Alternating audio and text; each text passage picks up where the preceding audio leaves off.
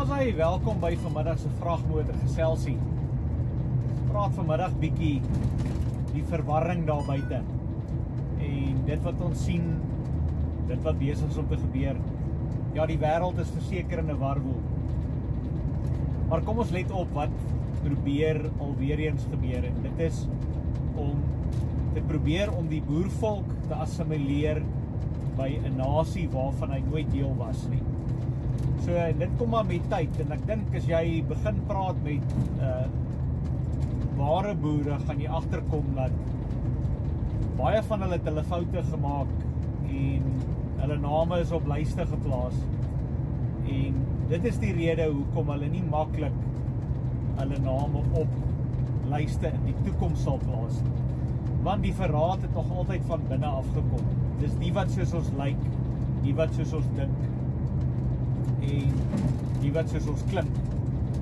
Nou, ongelukkig in die bedeling wat ons is, en soos julle almal reeds weet, RSA is 'n ingelyfde maatskappy en jy is deel van daai korporasie solank as wat jou naam in hoofletters staan. So as jy nog nie 'n statuskorreksie gedoen het nie, dan gaan jy ongelukkig jouself eers moet ontvoeg uit RSA se jurisdiksie uit en jouself onder 'n land- en grondjurisdiksie plaas wat slegs die ZAR boervolk aanspraak op kan maak. Nou, daar is baie ander wat probeer om dit op ander maniere te probeer doen, en dis nou maar die regte, soos die Amerikaners sal sê, die copycat bendes, want jy kan nie hierdie goed dupliseer nie. Daar is net een boervolk, en jy moet as 'n volksbeweging moet jy saam staan om aanspraak te kan maak op jou erfregtelike erfenis.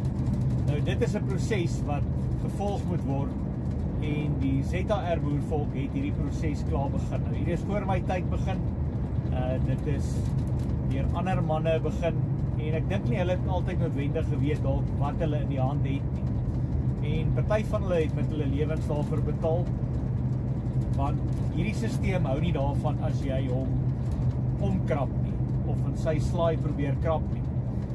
En dis maar wat ons geleer het uit die proses uit. Jy moet 'n proses daarstel wat nie op 'n man gedrewe is nie. So ongeag wie hulle probeer uithaal, hierdie proses bly voortbestaan en dit gaan eenvoudigheid aan.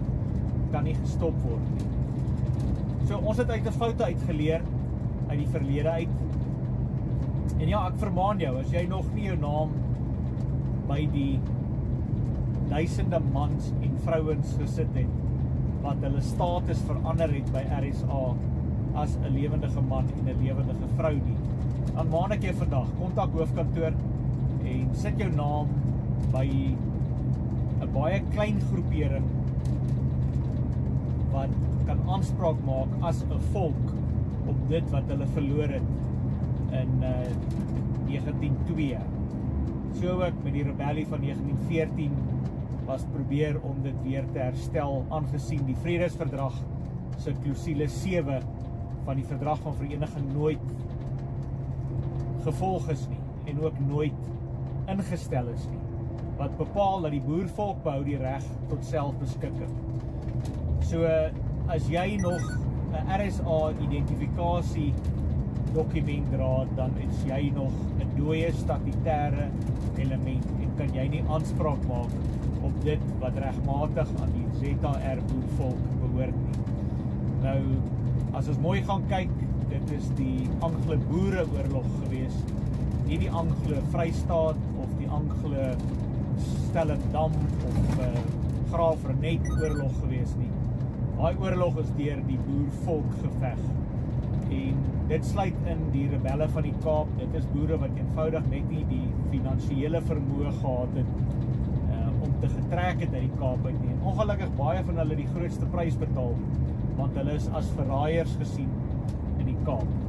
So, doen wat reg is, en jou naam kom nie noodwendig op 'n lys nie. Slegs hoofkantoor weet wie regtig ontvoeg het, en daai is 'n baie nou verband wat ons handhaaf, om nie ons mans en vrouens wat ontvoeg is, enige skade te kan berokken nie, bly daai dokumentasie basies ingeheim. En dit sal so voortgedoen word, want hierdie is uit boere, vir boere, deur boere. So, ontvoeg jouself en voeg jouself by die erfregtelike erfgename wat kan aanspraak maak op die ZR, wat basies 26 republieke, binneland sowel as buitelands insluit. En soos wat die volk bymekaar kom, sal daar in tyd die volgende stappe geneem word. Dis nou te vroeg vir verkiesings, vir presidente en al daai klas van goed. Nie dat ek dink ons ooit in ons lewens weer 'n president sal kies nie. Daar's verteenwoordigers. En daai verteenwoordigers het maar 'n sekere werk en dit is al wat van hulle verwag word. Die boervolk is vry, soewerein en kan aanspraak maak op die grond wat nog nie aan hulle terugbesorg is nie. Seën vir julle, as dit mooi is.